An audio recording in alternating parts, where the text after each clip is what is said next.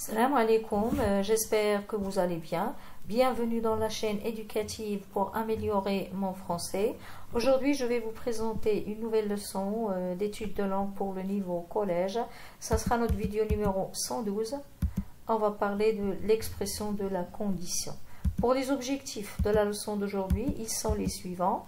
Définition et utilisation des expressions de la condition. Et enfin, procédés grammaticaux exprimant la condition.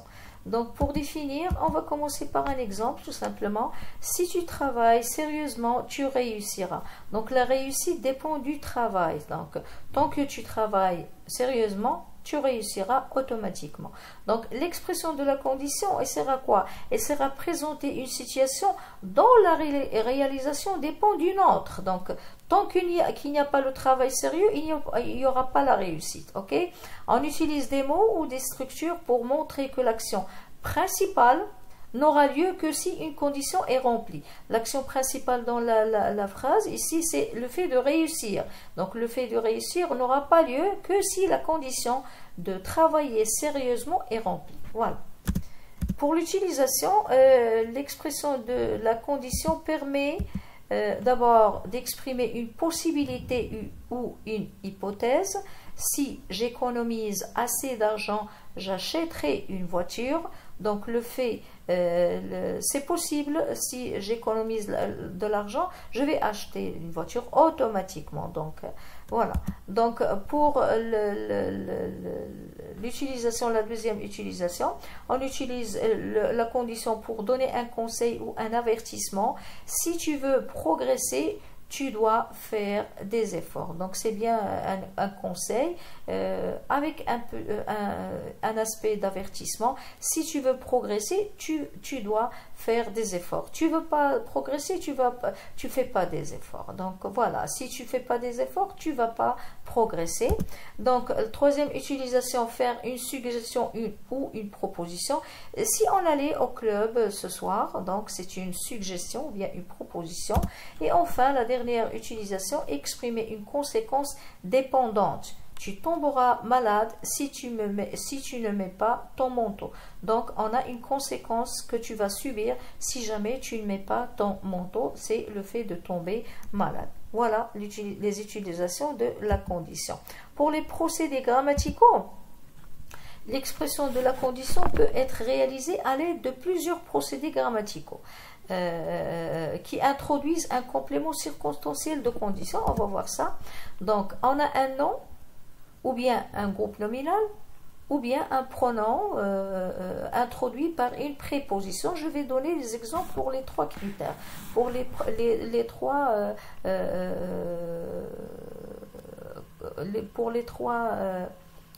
conditions. Voilà, on a le nom. En cas d'orage, le nom est orage, la sortie sera annulée. Donc l'expression de la condition, c'est en cas d'orage. Donc il est bien évident qu'on a ici un nom, hein, voilà, orage, il est précédé d'une expression de condition qui c'est en cas de, ok, la sortie sera annulée.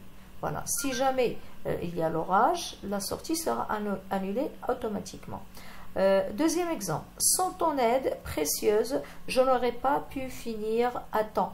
Donc ici, on a la préposition sans qui est suivie d'un groupe nominal ton aide précieuse, je n'aurais pas pu finir. Donc tant que il n'y avait pas, si jamais il n'y avait pas ton aide, je n'aurais pas pu finir mon travail ou bien à temps. Ok?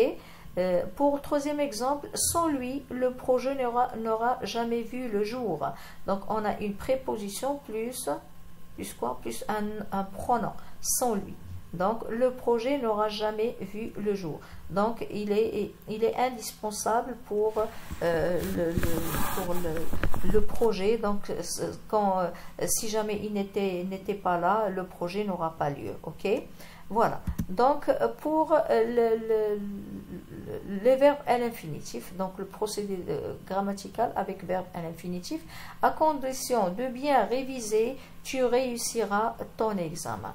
Donc voilà, préposition plus verbe à l'infinitif. Donc le fait de bien réviser, c'est lui qui va te mener à réussir ton examen. Aussi, on a le gérondif. En travaillant davantage, tu réussiras. Donc voilà, on a utilisé en travaillant davantage, c'est un gérondif en utilisant le pronom adverbial en, tu réussiras. Voilà.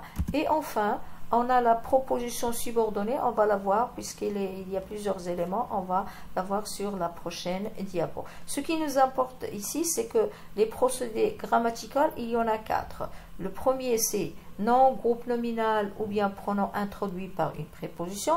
Le deuxième, verbe à l'infinitif. Troisième, gérondif. Et quatrième, c'est ce qu'on va voir dans la prochaine diapo. Voilà, proposition subordonnée. Donc, pour la proposition subordonnée conditionnelle introduite par si plus indicatif. Regardez, si tu viens demain, nous partirons ensemble. Donc, bien sûr, on a le présent dans la première proposition et on aura le futur après. Donc, si jamais nous avions dans la première proposition, on a le présent, il y aura automatiquement le futur. Voilà, si tu viens demain, nous partirons ensemble. Deuxième, si elle était libre, elle viendra avec nous. Donc ici, si la condition contient un verbe conjugué à l'imparfait, donc dans la deuxième proposition subordonnée, on aura le conditionnel présent. Et enfin, si nous avions su, nous aurions réagi autrement. Donc, si dans la première préposition, on a une expression de condition avec un verbe plus que parfait, donc dans la deuxième proposition, on aura un verbe conditionnel passé, nous aurions réagi autrement. Ok? Bien. Pour la locution plus subjonctif, tu peux sortir à condition que tu finisses tes devoirs. On a la locution qui est à condition que, qui est suivie de subjonctif. Ok? Donc, on ne peut pas avoir cette locution sans qu'elle soit suivie d'un subjonctif. Tu peux sortir à condition que tu finisses tes devoirs. Nous partirons pique-niquer pourvu qu'il fasse beau. Donc, aussi, on a une autre locution qui est pourvu que, il faut qu'elle soit suivie d'un subjonctif. Et enfin, il viendra à moins qu'il ne soit malade. Donc, on a la locution à moins que, il faut qu'elle soit suivie d'un subjonctif. Il y a bien sûr d'autres locutions. Aussi, on a la tournure plus conditionnelle. Au cas où, ici, on n'a pas une locution, mais une tournure. Au cas où tu oublierais, je t'ai laissé un mot. Donc, au cas où, il est toujours suivi d'un conditionnel. Je t'ai laissé un mot, c'est la deuxième proposition. Dans l'hypothèse où il pleuvait, donc ici, l'expression tournure dans l'hypothèse où, elle doit être suivie du conditionnel. La sortie serait annulée. Donc, voilà, ce sont les procédés grammaticaux.